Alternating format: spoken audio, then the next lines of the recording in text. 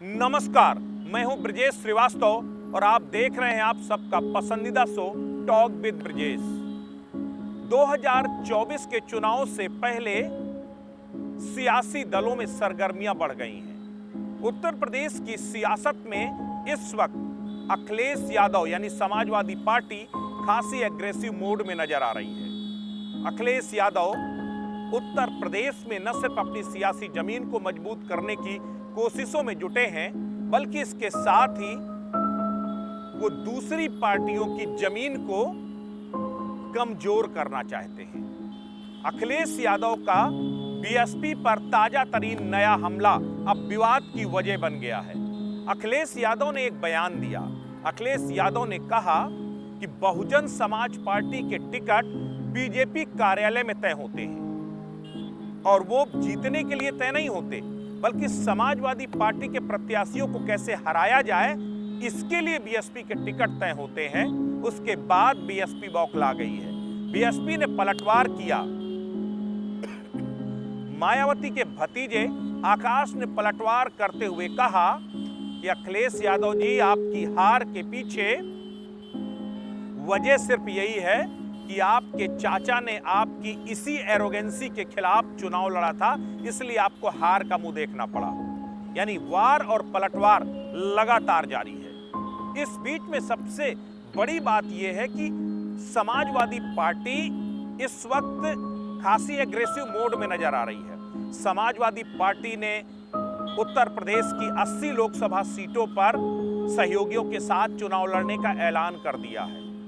अभी 2 दिन पहले जेडीयू ने भी इशारा किया कि उत्तर प्रदेश में वो समाजवादी पार्टी के साथ गठबंधन कर सकती है। आरएलडी पहले से ही समाजवादी पार्टी के साथ चुनाव मैदान में है।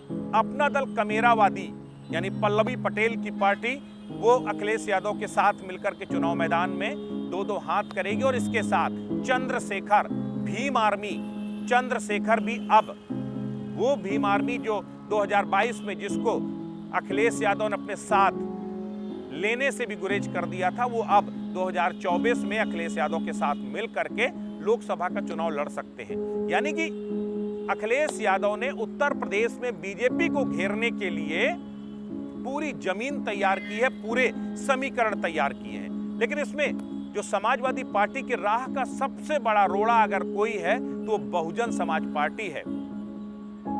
2022 के चुनाव को अगर आप नजीर मान लीजिए, 2022 के चुनाव में पश्चिमी उत्तर प्रदेश में सपा का खेल अगर किसी ने बिगाड़ा तो बीएसपी ने बिगाड़ा। बीएसपी ने इस तरह से प्रत्याशियों का चयन किया कि वो जीते तो नहीं, लेकिन सपा को हराने में कामयाब रह गए, आरएलडी को हराने में कामयाब हो गए। यही वजह है कि अब अखिलेश यादव बीएसपी पर खासे हमलावर हैं और लगातार ये कोशिश कर रहे हैं कि मायावती को और बीएसपी को बी पार्टी, बीजेपी की बी पार्टी बना करके बता करके जो है बीएसपी का जो वोट बैंक है उसको खिसकाया जाए, जो बचा कुचा वोट बैंक है। यूं तो वोट बैंक पहले से बीजेपी में खिसक चुका है और जो बचा कुचा वोट बैंक है उसको हथियाने की कोशिश में है अखिलेश यादव। यही वजह है कि लगातार बीएसपी को लेकर एग्रेसिव मोड में नजर आ रहे हैं। लेकिन जिस तरीके की उत्तर प्रदेश की सियासत हो रही है, बीजेपी की नजर, बीजेपी अब एक देश एक डीएनए के जरिए अब मुस्लिमों के बड़े वोट बैंक पर फोकस करने में लगी है। पहले पसमानदा आंदोलन, पहले पसमानदा सम्मेलन, उसके बाद अब एक देश एक डीएनए कार्यक्रम के तहत उन तमाम मुस्लिम बाहुल्य इलाकों में मुजफ्फरनगर से इसकी शुरुआत कर रही है बीजेपी।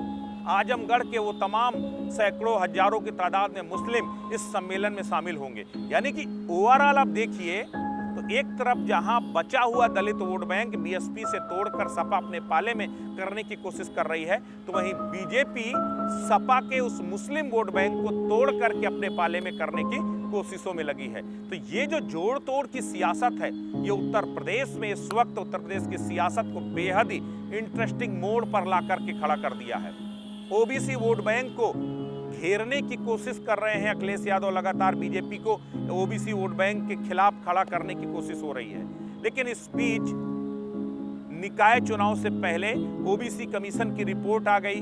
अब उसके जरिए अब निकाय चुनाव होंगे और इस निकाय चुनाव और उसके बाद आने वाले लोकसभा चुनाव में समाजवादी पार्टी बीजेपी को घेर सके, इसके लिए वो तमाम जतन कर रही, तमाम सहयोगियों को अपने साथ ले रही है। तो वहीं बीजेपी ने भी अब पलटवार करते हुए मुस्लिमों के बड़े वोट बैंक पर सेंधमारी करने की योजना तैयार की है। ऐसे में अब अखिलेश यादव को लगता है कि अगर बीएसपी यहां न्यूट्रलाइज हो जाती है तो उसका फायदा समाजवादी पार्टी को मिल सकता है, क्योंकि 2019 के चुनाव में भी जब सपा और बसपा का गठबंधन था तब भी अखिलेश यादव को नहीं बल्कि मायावती को इसका बड़ा फायदा मिला था और 10 लोकसभा सीटें जीतने में कामयाब रही थी। और अगर इस बार के अभी लोकसभा उपचुनाव को देखा जाए तो आजमगढ़ का लोकसभा का उपचुनाव समाजवादी पार्टी सिर्फ इसलिए हार गई क्योंकि बीएसपी ने गुड्डू जमाली को मैदान में उतार दिया था और मुस्लिम वोट बैंक कट गया, जिसका फायदा सीधे तौर पर बीजेपी को मिला। तो सपा की राह का सबसे बड़ा रोड़ा अगर कोई है तो वो है बीएसपी।